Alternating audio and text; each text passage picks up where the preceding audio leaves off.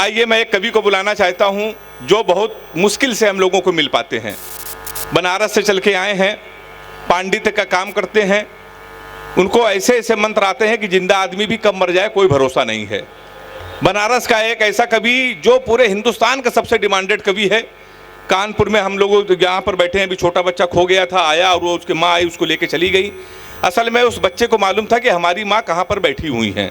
ये कानपुर है और कानपुर के बच्चे इतने होशियार होते हैं, इतने होशियार होते हैं कि पूरे हिंदुस्तान के बच्चे होशियार नहीं होते हैं। एक दिन तो एक बच्चा बड़ा शैतान था, वो दिन भर टीवी देखता था। तो उसकी दादी ने कहा दिन भर टीवी देखा करता है, कभी हमसे बात भी कर ले। अब वो सांगा भैया बच्चा कानपुर का। तो उसने कहा दादी आज हम आपसे बात कर ही लेते हैं। दादी ये बताओ हम लोग इस घर में 6 लोग कब तक रहेंगे? तो दादी ने कहा कि कौन 6 लोग? उसने कहा एक तो आप, मम्मी पापा, मैं, छोटी वाली बहन और घर में जो बिल्ली पली वो बिल्ली, कुल मिला के 6 लोग। घर की बिल्ली तक उसने गिन ली। तो दादी ने कहा बेटा चिंता न कर, हमें तेरे पापा से कहूँगा वो डॉगी ले आएंगे, कुत्ता, हम लोग साथ हो जाएंगे। तो उसने कहा दादी वो कुत्ता बिल्ली को खा जाएगा, हम लोग फिर 6 लोग बचेंगे। तो उसने कहा जब तू बड़ा हो जाएगा, तेरी शादी होगी, तेरी दुल्हन आएगी, हम लोग फिर 7 लोग हो जाएंगे। तो उसने कहा कि छोटी वाली बहन बड़ी हो जाएगी, उसकी शादी होगी, अपने घर चली जाएगी। फिर दादी ने लगाया ब्रह्मास्त्र। दादी ने कहा जब तेरी शादी होगी तब तेरे बच्चा भी तो होगा। तो उसने कहा दादी फिर आप मर जाओगी। तो वो बच्चा कानपुर का था, लेकिन फिर वो बनारस गया, वो बड़ा हो गया है। उसका नाम है डॉक्टर अनिल चौबे। उसको मैं नहीं बुलाऊंगा, कानपुर के लोग बुलाएंगे। और कैसे बुलाते हैं मुझे बुलाने की जरूरत नहीं। दोनों हाथ उठा के ताली बजाइए। मेरा दावा है हंसते हंसते आप लोटपोट हो जाएंगे। डॉक्टर अनिल चौबे को आप सुनिए। आप सभी को प्रणाम करता हूँ। तिवारी जी बहुत बढ़िया रचना सुना रहे थे। अच्छा बिल्डर वही होता है जो दूसरे का घर दिखा के अपना प्लाट बेचे। ये अच्छा है। मैं यहाँ हमारे घर में कैमरा लगा के अपनी कविता बेच रहे थे। अच्छा। इन्हीं की तरह से एक और तिवारी थे, अब नहीं रहे, नारायण दत्त तिवारी। इन्हीं की तरह पूरी छवि इनके में हमको उनकी दृष्टिगोचर हो रही थी। आइए सर। आइए, हमारे कुछ और मेहमान आ गए हैं सर। जी प्रणाम। सारे अलग अलग मेहमानों को तिवारी जी ने अलग अलग समय बता रखा है कि जब कभी पढ़ना शुरू करेंगे तब आप धीरे धीरे इधर से आना शुरू कीजिएगा। तिवारी जी और रावत साहब सुनाएंगे तो आप लोग ध्यान से सुनिएगा।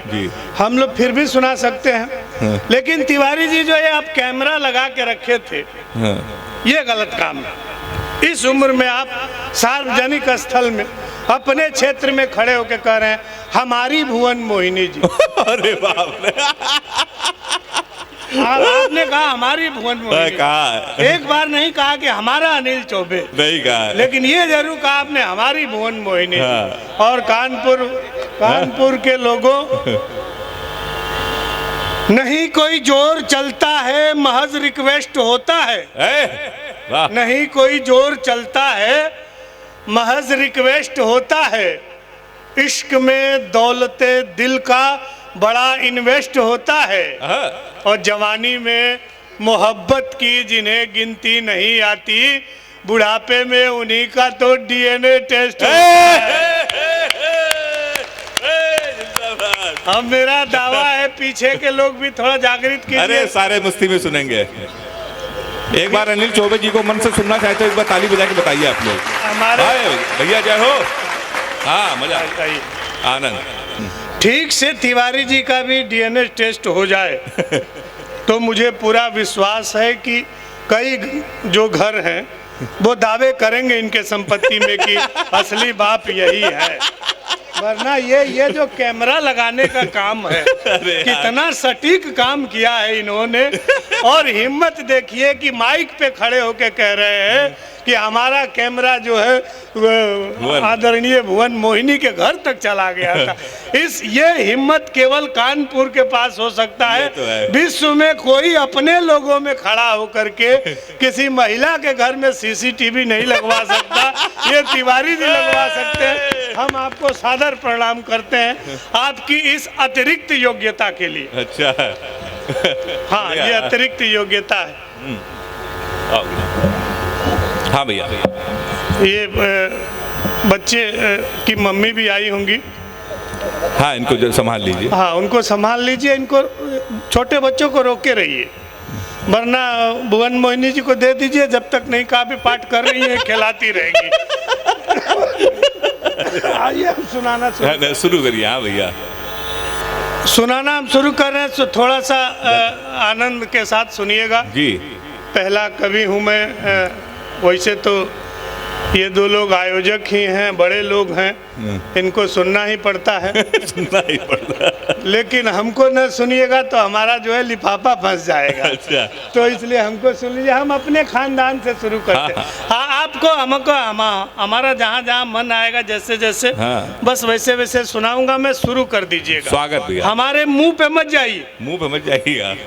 हमारा मुंह भले सुंदर नहीं है, लेकिन हम पैदा हुए थे तो बहुत खूबसूरत थे। अच्छा। बाद में सरकार ने आधार कार्ड बना दिया, फिर आधार कार्ड के हिसाब से मुंह रखना पड़ता है, कहीं काला, कहीं लाल, कहीं सफेद, वरना वो एयरपोर्ट वाले घुसने नहीं देते हैं विधायक जी। जन्मजात खूबसूरत हैं हम। अच्छा। हाँ, उसमें मत जाइएगा। हमारे पिताजी, हम भी पंडित जी हैं और बहुत बड़े कवि हैं। अच्छा, ये तो है। बढ़िया कवि हैं, बड़े कवि। हमारे पिताजी बिना मतलब के लोगों को गाली देते थे। अच्छा। कोई गांव से गुजरे दरवाजे से तो उसको गरियाना शुरू कर दे। अच्छा, गांव के लोग पंडित जान के इज्जत करते थे और वो बहस के गाली देते थे। पूरा गांव भर के लोगों को गाली दी। अच्छा। मृत्यु करीब आई तो हमको पास बुला के कहे कि बेटा कुछ ऐसे करना कि पूरा गांव के लोग कहें कि इसके पिताजी बहुत अच्छे थे। अच्छा। इसके पिताजी बहुत अच्छे थे। अब हम क्या करें, जिसको जीवन भर पिताजी ने गाली दी, उसी गांव में ये साबित करना है कि इसके पिताजी बहुत अच्छे थे। पिताजी के मरने के बाद हम दो भाई हैं, लाठी लेके उसी चौतरे पे बैठते हैं, जो भी उधर से गुजरता है उसे गाली भी देते हैं, दौड़ा के पीटते भी हैं। पूरा गांव कहता है इससे अच्छा तो इसके पिताजी थे जो केवल गाली देते थे, ये तो दौड़ा के पीटते। तालियां जरा फिर से बजाई, जोरदार तालियां अनिल चौबे के लिए भैया।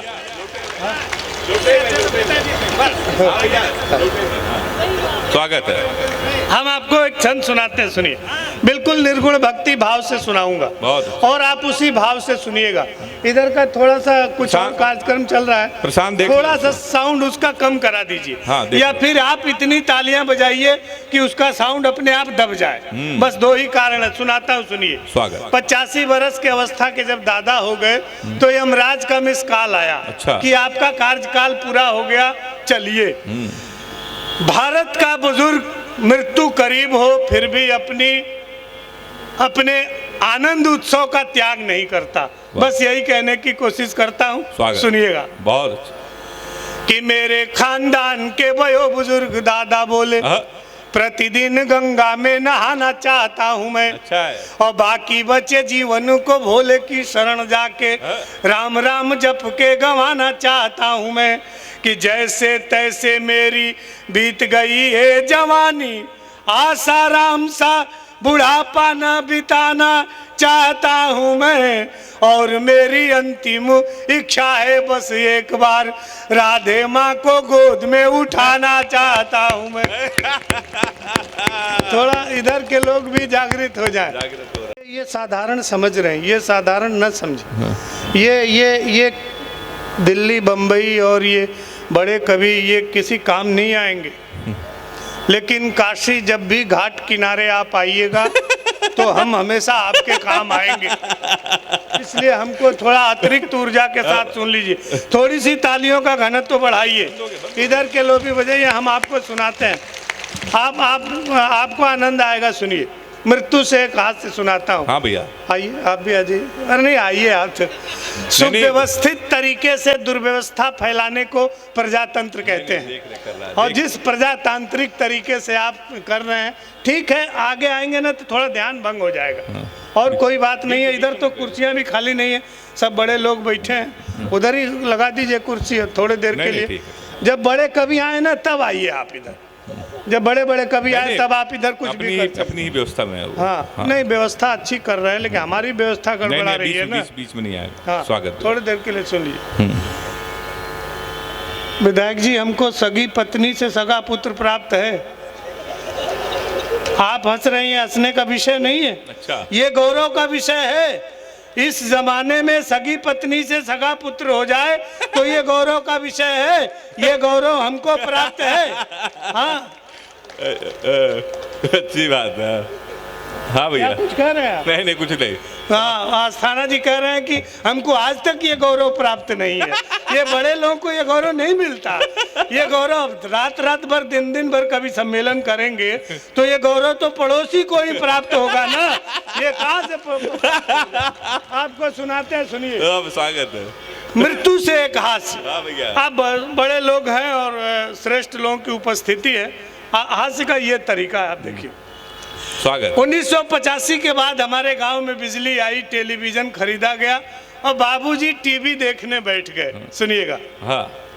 कि नया नया टीवी जब घर में खरीदा गया, वाह। हाथ में रिमोट ले पसर गए बाबू। एक छंद और सुनाता हूँ, आपको आनंद लीजिएगा। अपना पड़ोसी देश चाइना, ये हमेशा दृष्टि, थोड़ा सा माइक सही करो यार, और आवाज बढ़ाओ इसकी, आवाज बढ़ाइए इसकी।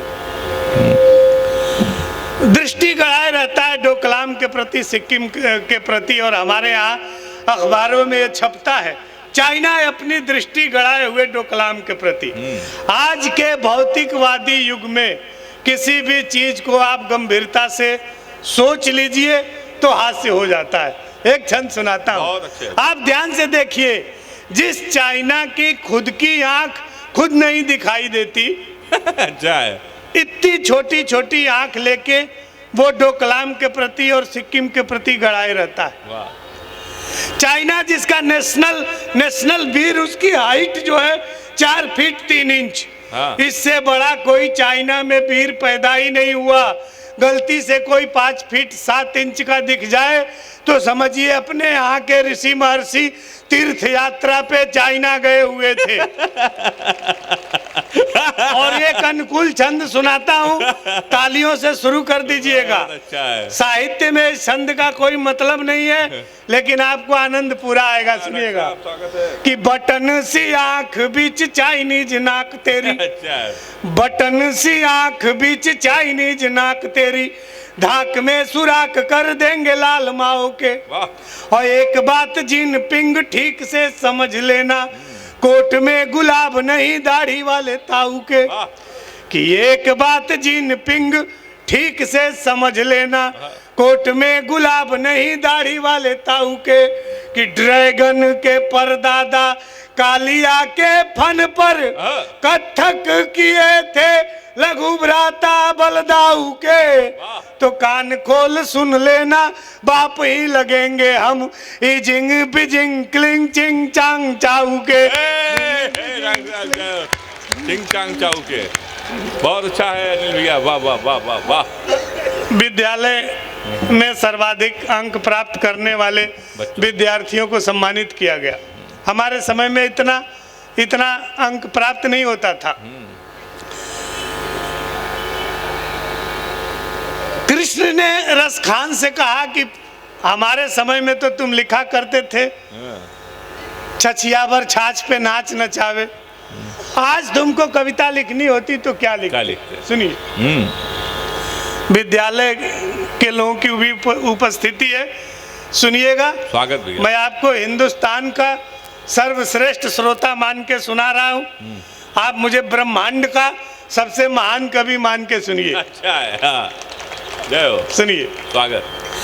कि कोचिंग छोड़ महेश सुरेश दिनेश निरंतर रील बनावे। अच्छा है बाबा। कि कोचिंग छोड़ महेश सुरेश दिनेश निरंतर रील बनावे।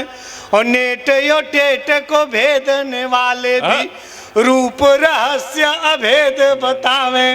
कि प्यार की कई कविता रच मारे, तब वो इस प्यार से पार न पावे।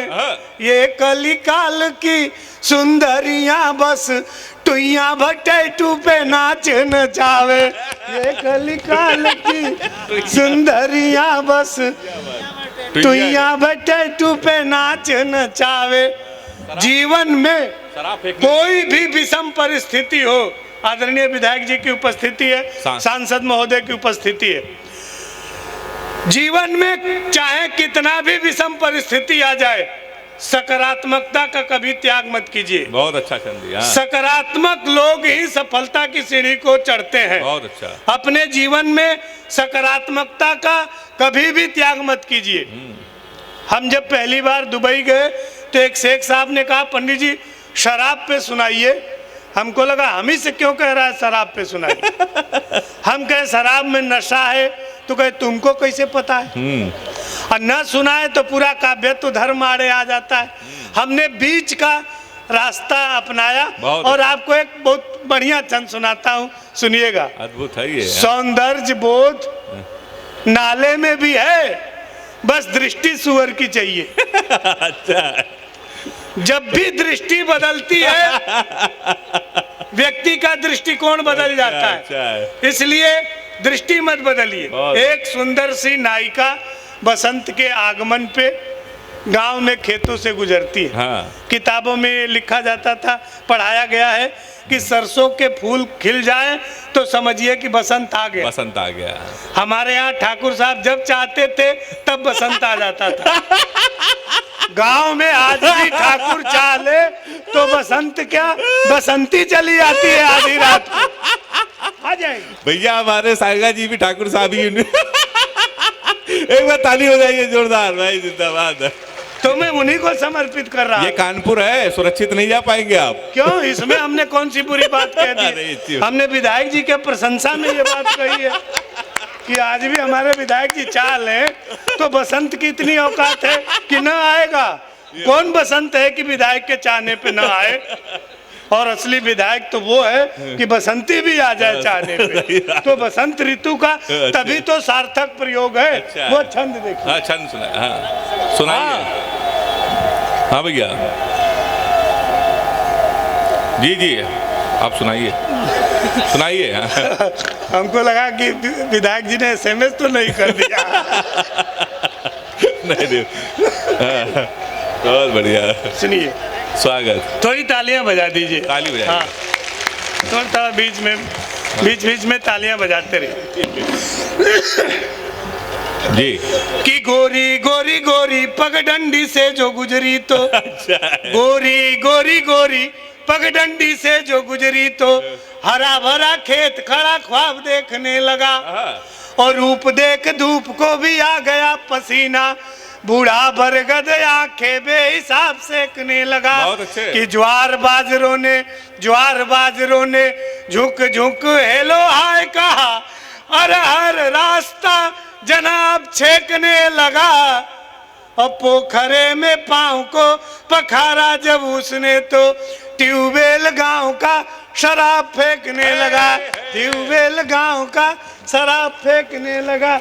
बहुत अच्छे, वाह। अभी आइए सर, स्वागत। तो मैं कह रहा था कि हाँ, तो पुलिस यदि मूड बना के बैठी हो, चालान काटना है तो चालान कटेगा, चाहे आप कितना हो। अब असल में वो वहाँ से कह सकते हैं कि इनको बैठाइए, वहाँ बैठाइए, वहाँ बैठाइए। हम नहीं कह सकते बैठाने के।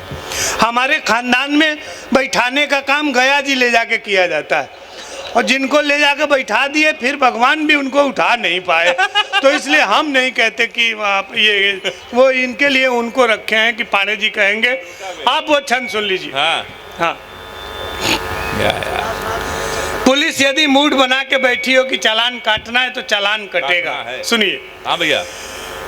कि यातायात पुलिस ने तांगे वाले को पकड़, यातायात सप्ताह का आयोजन था, पुलिस ने क्या किया कि तांगे वाले का चालान काट दिया। अब तांगे पर यातायात का कोई नियम लागू नहीं होता। दोनों के बातचीत से एक तीसरी बात निकल के आती है जो आनंद का विषय है। सुनिएगा।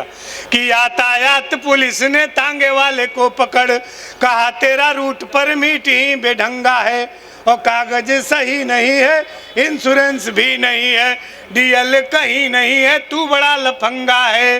कि मोटर की शर्तें लगाए नहीं तांगे पर, तांगे वाला बोला मेरा घोड़ा भला चंगा है, तो पुलिस ने कहा कि चालान काटना पड़ेगा। लेडीज सवारियां हैं, घोड़ा तेरा नंगा है। डॉक्टर साहब अब एक अंतिम छंद सुन लीजिए। एक अंतिम, हाँ सुना दीजिए। एक हमारा अंतिम छंद सुन लीजिए। सुनाइए। नामीबिया से मोदी जी ने बहुत प्रयास करके चीते मंगवाए। पूरे देश में चीता शुरू हुआ। हमारी माता जी ने कहा कि भारतीय परंपरा रही है कि हम रिटर्निंग गिफ्ट देते हैं। अच्छा, तो एक रिटर्निंग गिफ्ट का छंद सुन लीजिए। सुनिए। स्वागत। कि हमें चीता देने हेतु लाख लाख धन्यवाद। आप ध्यान से सुनिएगा, आपको बहुत मजा आएगा। कि हमें चीता देने हेतु लाख लाख धन्यवाद, हार्दिक बधाई मेरी हृदयांग लेना तुम। बहुत अच्छे। और एहसान तेरा मेरे देश पे है नामीबिया, उन्नति के पथ पे ऊंची छलांग लेना तुम। तो जिसके भी पास जिस चीज की अधिकता है, वही उसे देता लिख कर टांग लेना तुम। कि गिरगिट गधे और सुअर की जरूरत हो, तो हमसे कभी भी बेझिझक मांग लेना तुम।